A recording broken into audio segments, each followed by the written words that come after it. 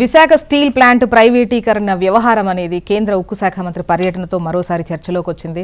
మనం ఇంతకుముందు మాట్లాడుకున్నట్టు ఆంగ్ల పత్రికలో కథనం రావడం, దాడి జరగడం, ఆ తర్వాత నిన్న మీడియా అడిగినటువంటి క్వశ్చన్కి ప్రైవేటీకరిస్తాము అన్నటువంటి ప్రశ్నే లేదు అని కాస్త భరోసా ఇచ్చినట్టు అనిపించింది.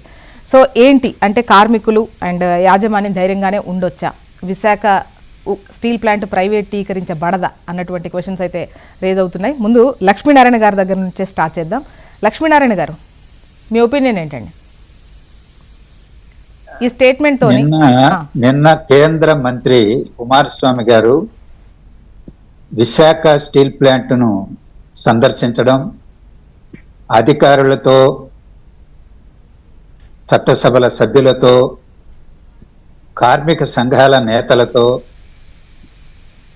సమీక్ష చేయడం, వాళ్ళ అభిప్రాయాలు తెలుసుకోవడం,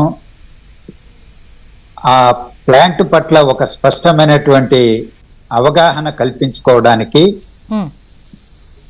ఆ పర్యటన దోహదపడిందని నేను అనుకుంటున్నాను. అలాగే ఆందోళన చెందాల్సిన అవసరం లేదు. రివైవ్ చేయడానికి ఉన్నటువంటి అన్ని మార్గాలను అన్వేషిస్తాం. ప్రైవేటీకరించేటువంటి మాట మేము ఎప్పుడూ చెప్పలేదు అనేటువంటి మాట కూడా వాడారు. అంటూనే ప్రధానమంత్రి గారిని కూడా కన్విన్స్ చేస్తామని కూడా అన్నారు. ఆ మాట అనాల్సినటువంటి అవసరం ఏముంది అనేది సహజంగా నాలాంటి వాళ్ళకి, కాస్త వక్ర మార్గంలో ఆలోచించే వాళ్ళకి వస్తుందనుకోండి.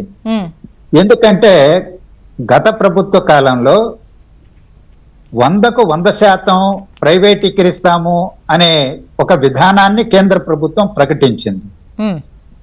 దాని మీదనే కార్మికులు ఇవాళ ఏడాది 2 ఏళ్లుగా పెద్ద ఎత్తున పోరాటం చేస్తూనే ఉన్నారు.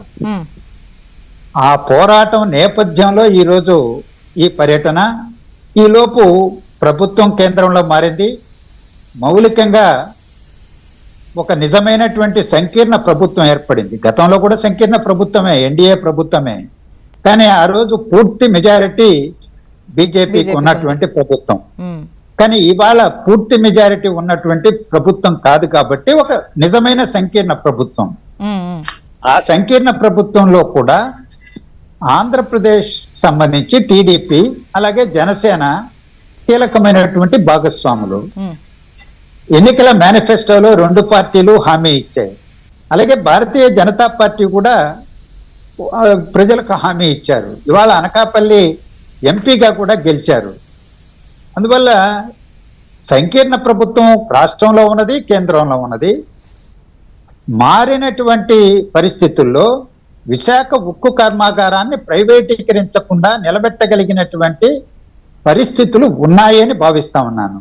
చంద్రబాబు నాయుడు గారు కూడా నిన్న మరోసారి పునరుద్ఘాటించారు.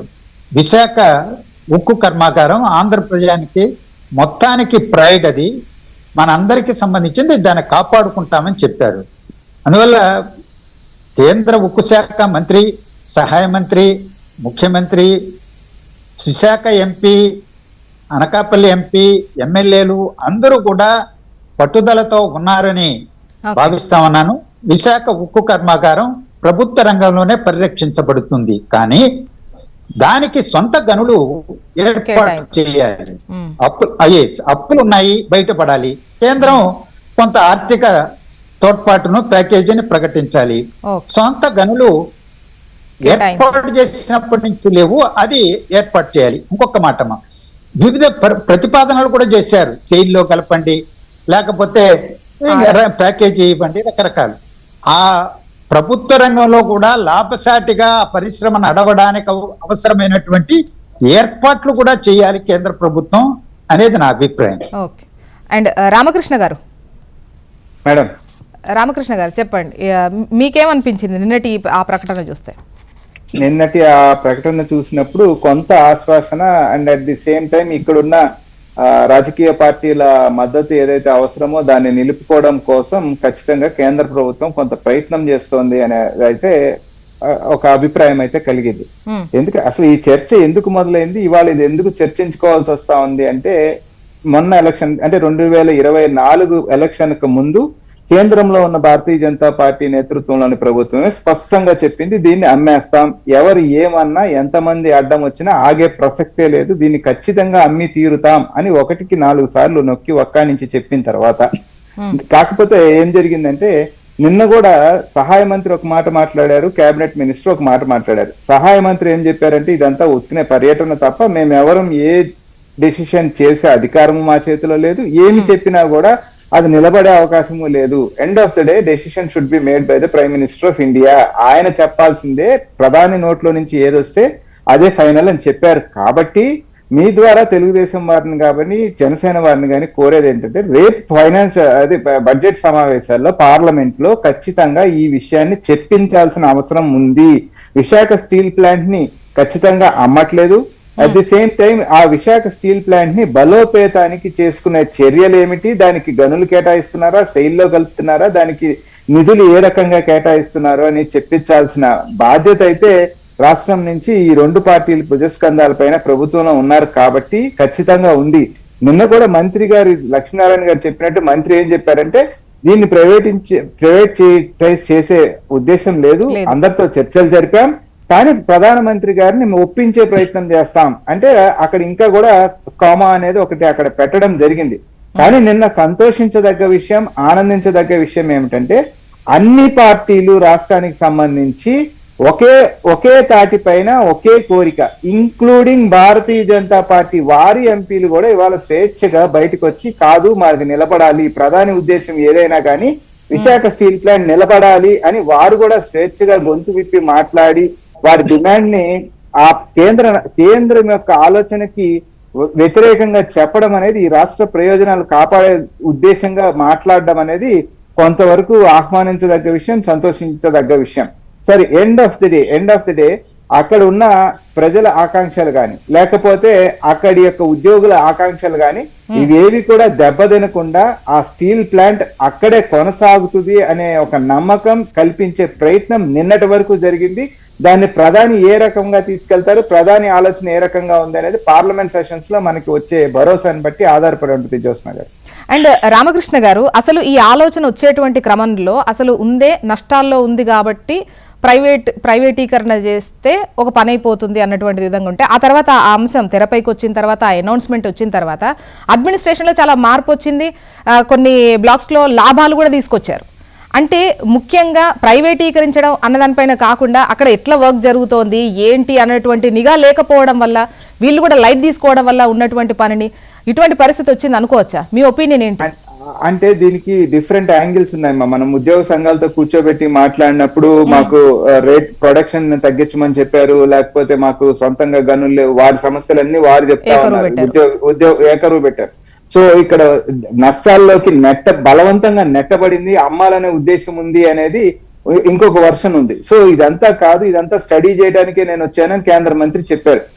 కేంద్ర మంత్రి గారు నిన్న మాట్లాడిన ఉద్దేశం ప్రకారం అయితే మనం అర్థం చేసుకోవాల్సింది ఏంటంటే అక్కడ ఏ తప్పు జరగలేదు, బలవంతంగా సంథింగ్ హెస్ హ్యాపెండ్, దాన్ని అమ్మే ప్రయత్నం జరిగింది, దాన్ని అమ్మాల్సిన అవసరం లేదు అనేది కేంద్ర మంత్రి అయితే ఒక అండర్స్టాండింగ్ వచ్చారని మనకు అర్థమైంది. సో ఆ బలవంతంగా దాన్ని ఎవరికి అమ్మాలనుకున్నారు, ఎవరు కొనాలనుకున్నారు, ఇదంతా సరే ఈ రాజకీయ చర్చ అంతా పక్కన పెడితే ఎండ్ ఆఫ్ ది డే ఇవాళ విశాఖ స్టీల్ ప్లాంట్ ని మేము కాపాడబోతున్నాం, అక్కడే ఉంటది అని తెలుగుదేశం జనసేన చెప్తా ఉన్నాయి. దాన్ని అమ్మే ఉద్దేశం లేదు అని జనతాదళ్ సెక్యులర్ చెప్పిన కేబినెట్ మంత్రి అదే చెప్తా ఉన్నాడు.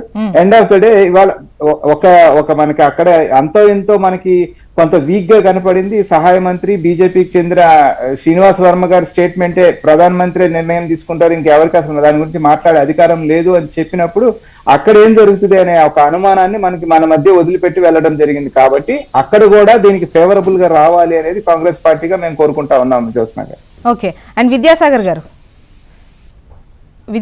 మీరే చెప్పాలి. అంటే ఖచ్చితంగా ఇక్కడ మీ రోల్ అనేది కీ రోల్.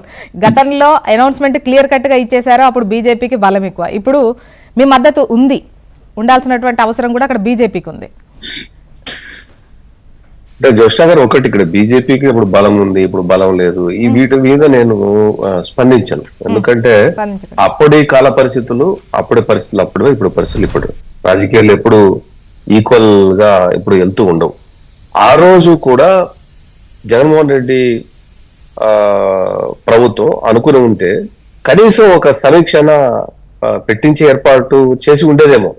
కనీసం అటువంటి ప్రయత్నం కూడా జరగల.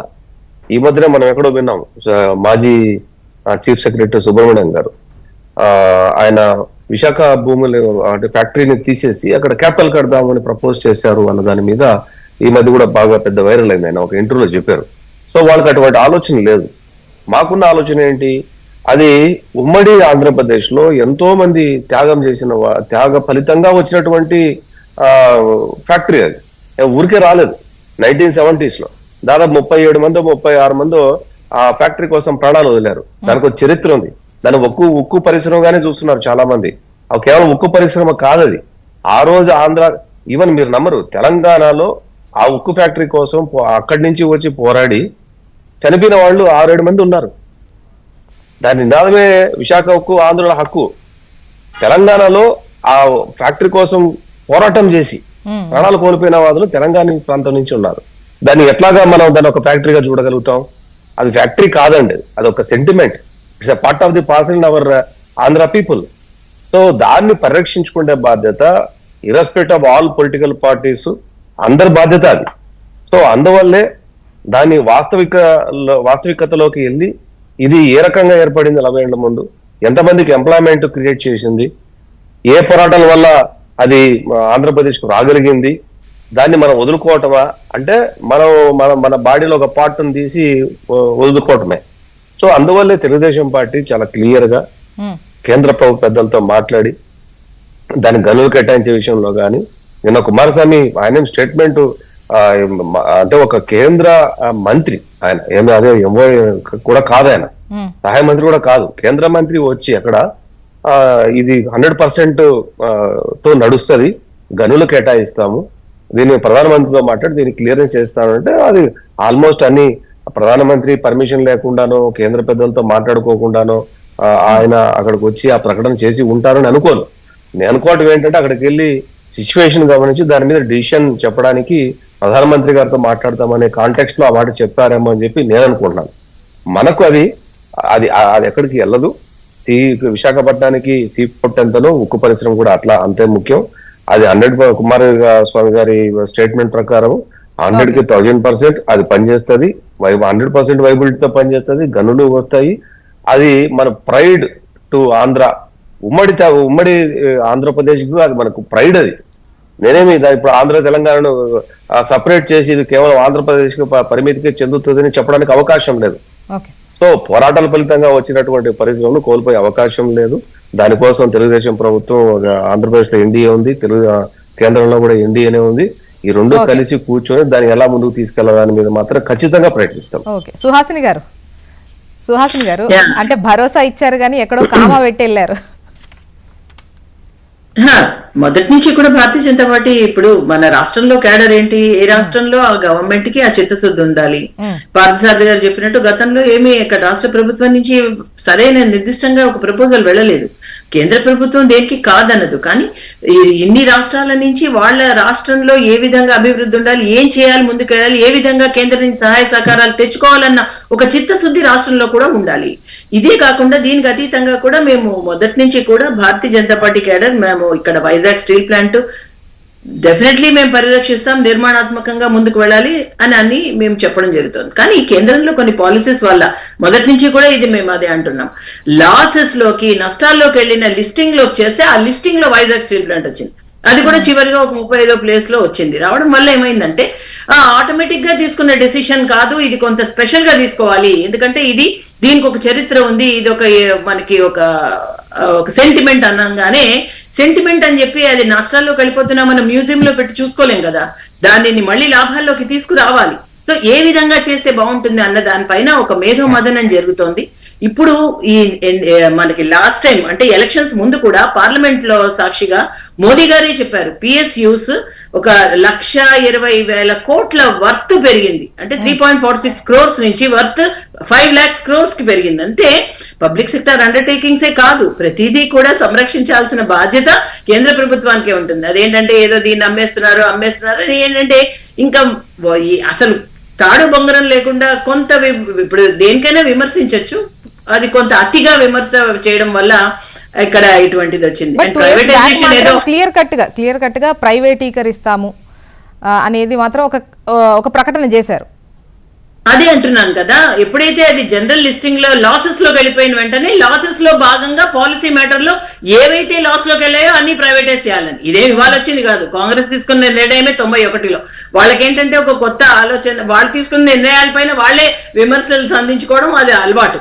ఇప్పుడు చాలా విదూరంగా ఏంటంటే ఇప్పుడు కూడా రాజ్యాంగాన్ని పరిరక్షించుకోవాలని రెడ్ బుక్ పట్టుకుని తిరుగుతున్నాడు కదా రాహుల్ గాంధీ. వాళ్ళు ఎమర్జెన్సీ తెచ్చింది వాళ్ళే, మళ్ళీ దాన్ని పరిరక్షించాలని. అంటే ఇటువంటి వింతగా వాళ్ళు తీసుకొచ్చిన నిర్ణయాలు, వాళ్ళు తీసుకున్న డెసిషన్స్ పైన వాళ్ళే విమర్శలు వాళ్ళే మళ్ళీ చేసుకుంటూ ఉంటారు. So what ever it is, ఇక్కడ ఏంటంటే నిన్న మళ్ళీ అంటే ఈ కొత్త ప్రభుత్వం సెంట్రల్ లో ఫామ్ అయిన తర్వాత వెంటనే 1 నెల కూడా అవ్వకుండా పూర్తి కేంద్ర మంత్రి ఇక్కడికి వచ్చారు, సహాయ మంత్రి కూడా హుటాహుటిని ఇక్కడికి రావడం, ఇక్కడున్న ఎంపీలు, ఇక్కడున్న ప్రజా ప్రతినిధులందరూ రావడం, పైగా 2 రోజులండి కార్మిక సంఘాలతోనూ ఉద్యోగ సంఘాలతోనూ స్థానిక ప్రజా ప్రతినిధులతోనూ కూడా మీటింగ్స్ అయ్యాయి.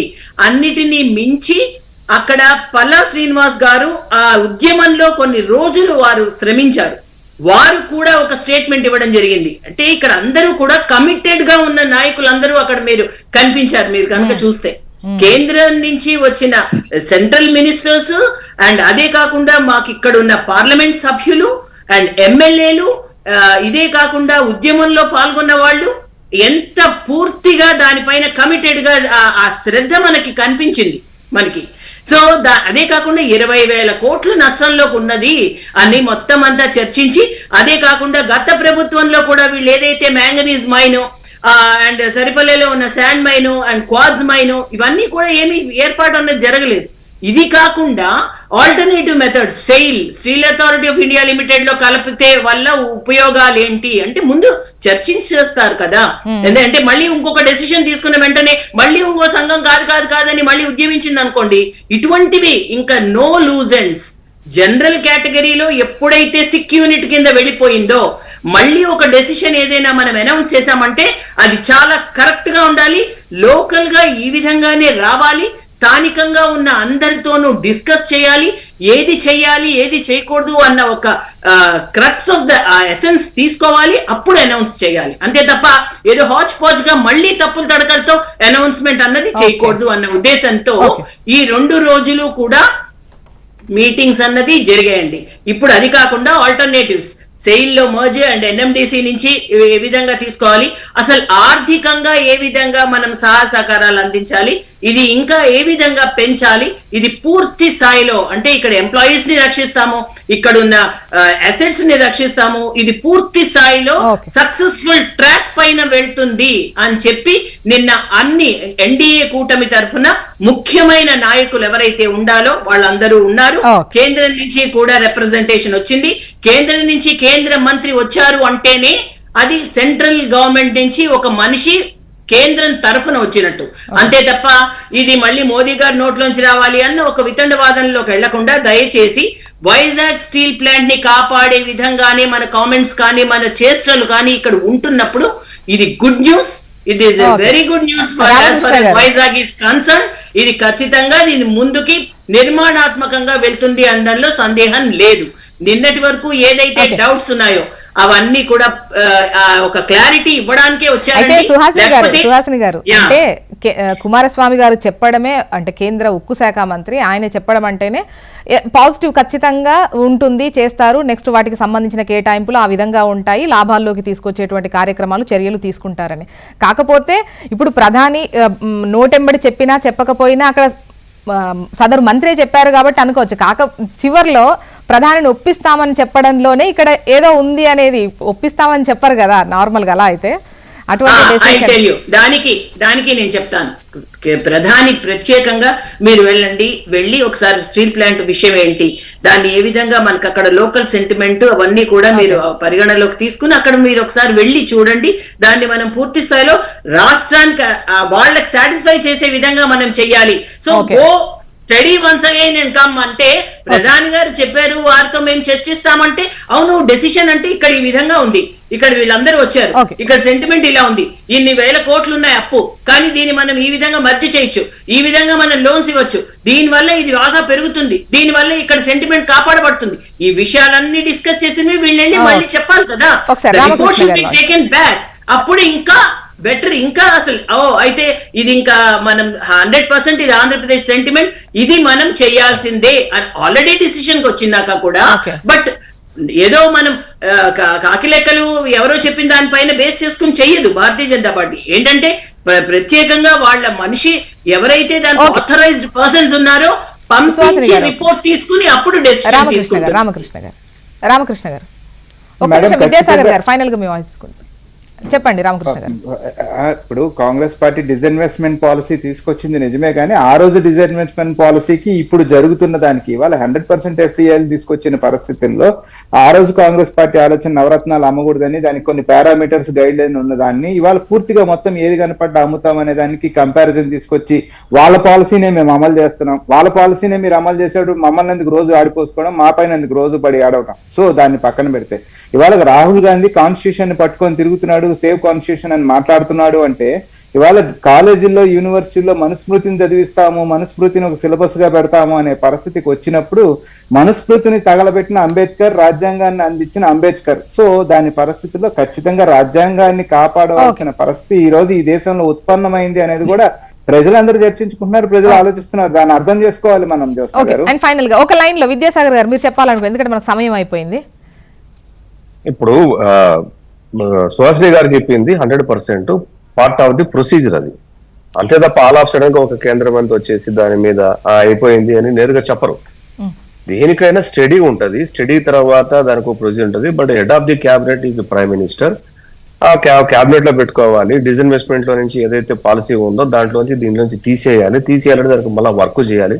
వర్క్ చేసిన తర్వాత దీనికి ఏం చేయాలి దాని మీద ఖచ్చితంగా అదే పార్ట్ ఆఫ్ ప్రొసీజర్. కానీ ఓవర్ నైట్ అన్ని నేను కేంద్ర మంత్రి వచ్చేసి ఇది కాదు చెప్పరు, అది అట్లా జరగదు. ఓకే ఓకే అది మొత్తానికైతే ఒకటి, ఈ విశాఖ ప్రైవేటీకరణకు సంబంధించి గతంతో కన్నా ఇప్పుడైతే హోప్ ఉంది ప్రైవేటీకరించరు అని. ఎందుకంటే ఇంతకుముందు మీరు అనొచ్చు ఇటువంటి మా సపోర్ట్ వాళ్ళకి అవసరం లేదు, పార్టీలు వేరు నంబర్ వేరు అని. బట్ ఆ నంబర్ బలంగా ఉంటేనే అడగడం కానివ్వండి, కాస్త వెనక్కి తగ్గి ఇచ్చేటువంటి అవకాశం కానివ్వండి, ఆ దిశగా ఆలోచించేటువంటి క్రమం కానీ ఉంటుంది. బట్ ఆ సిచ్యువేషన్ ఇప్పుడు ఏపీలో ఉంది. సో ప్రైవేటీకరించబడరేమో, ఖచ్చితంగా జరుగుతుంది, ప్రైవేటీకరణకు వెళ్ళదు అనేది ఒక నమ్మకం అయితే ఉంది. చూద్దాం, మున్ముందు ఒక ప్రకటన, క్లియర్ కట్ ప్రకటన వస్తే మనకు క్లారిటీ వస్తుంది. And thank you so much అండి డిస్కషన్లో పార్టిసిపేట్ చేసేందుకు లక్ష్మీనారాయణ గారు, రామకృష్ణ గారు, విద్యాసాగర్ గారు, సుహాసిని గారు. థ్యాంక్ యూ అండి. ఇది వాల్టి న్యూస్ అనాలిసిస్. చూస్తూనే ఉండండి HM TV, వార్త ఆగదు, నిజం దాగదు.